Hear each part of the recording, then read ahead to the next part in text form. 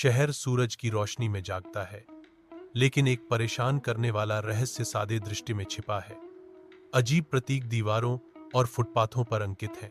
सारा, एक शांत पुस्तकालयाध्यक्ष, चलती है।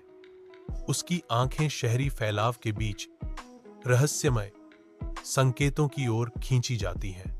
वह रुक जाती है। उसकी निगाह एक पुराने किताब के पन्ने पर बने एक प्रतीक पर टिकी है।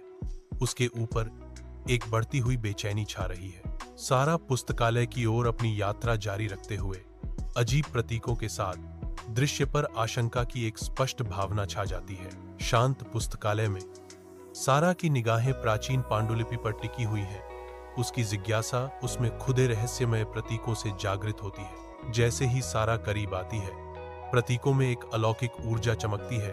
उसकी उंगलियां उनके रूपों का पता लगाती हैं, जो उनकी रहस्यमय मोहक शक्ति में खींची जाती है। सारा के मन में एक भयानक पूर्वाभास छा जाता है, क्योंकि वह पांडुलिपि के रहस्यों में गहराई से उतरती है।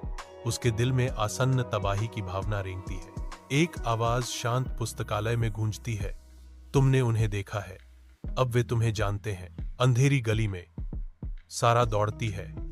उसकी सांस फटी हुई हांफती है, क्योंकि वह अपनी सीमाओं को आगे बढ़ाती है। वह अजनबी को देखने के लिए संघर्ष करती है, एक आकृति जो आसन्न छायाओं में समा गई है।